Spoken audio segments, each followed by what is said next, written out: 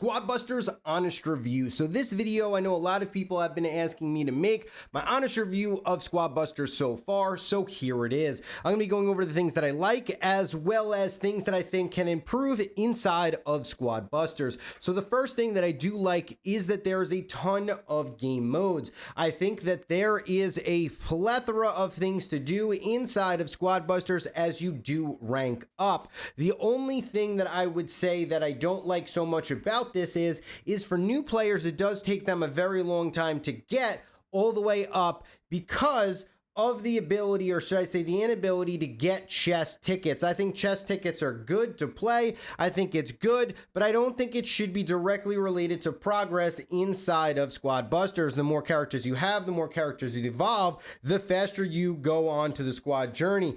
I don't know if I like this or dislike this yet. I'm not really too opposed to it, but it does mean you have to put your coins into chest tickets if you do want to upgrade faster, which is also something that's kind of interesting. But I don't really hate this too much. I think it might need a little bit of a tweak, but honestly, I think that this is pretty good inside of Squad Busters right now. Yes, you know, you are going to need to be using your coins only for chest tickets. I know a lot of people are using them for, let's just say, new characters and everything like that. I think you should not be doing that. I think you should be focusing on the characters that you have instead of unlocking new characters, at least when you start. So it does give you the flexibility to choose what you have to do as far as that's concerned. The next thing that I really like about Squad Busters is that they have plaza upgrades that are just here, that, you know, you're just sitting here and you have buildings and everything like that that are coming soon. So at least they have a roadmap, I would assume, to build your base. So that'd be really cool to have modifiers in games and make your characters stronger through the plaza. I really like that. I really like building inside of the game to also make your army stronger and everything like that. So I really do like that. I do like the gem pass as well. I know a lot of people might be just like, oh, Enchatin, the gem pass, this, that, and the other thing. It's pretty much the most value you can get inside of the game. The game's got to make money somehow, some way. I think the gem pass is good value for the amount that you spend, so I have no problem with that. I love the weekly quest. I love the daily quest. I like the ability to do the adventure book as well, being able to unlock monsters, do quests, to be able to get portal energy to move up quicker. I think it might take a little bit too long to unlock the squad league for trophies, but at the end of the day, I might not be too upset about this because at least it gives players the incentive to get up to the squad league to then play for trophies. So I'm not too concerned about this, but if it does take, you know, new players, you know, a month and a half or a month to get to the squad league, that might be detrimental to the new player experience because, you know, a lot of people play games to win trophies, to feel like they're on the leaderboard, at least getting better and advancing. I guess that might work with the squad journey, but, you know, we'll see how that plays out there.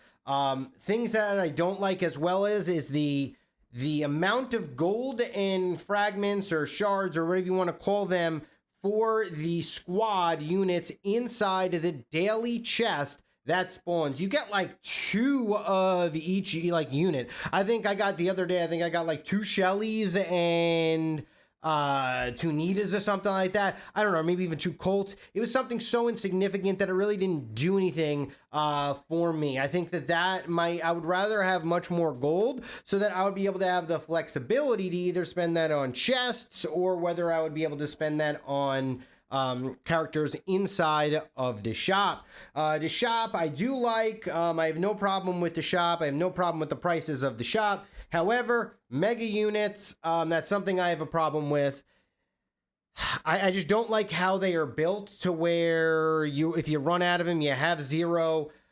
When you're pushing up and you don't have any mega units left and you could have gotten one, it's just a really bad experience for, you know, people, especially for free-to-play players who don't have a lot of megas to begin with. Once you run out, you're kind of at a disadvantage. The same thing with chest keys. I think the chest keys are something that needs to be changed inside of Squad Busters. I think that if you have chest keys and you are using chest keys throughout the entire match, you're going to have a significant advantage. I mean, at the end of the game, if you use the fusion key on a chest, in the late game, you're going to get like a fusion epic at the end of a game.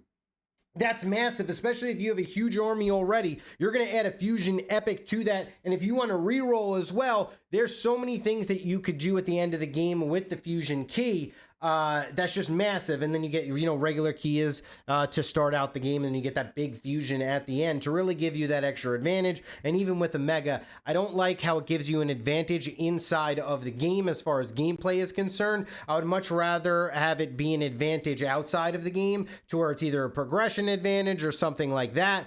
That you pay for. I'm okay with paying for progression. I'm not really okay with, if it's a game where I'm playing you for trophies, you're able to throw your credit card into the mix and I cannot beat you because of that. That's just not a good experience for free-to-play players, where they are not going to be able to compete with you. There's no shot of them ever competing with you.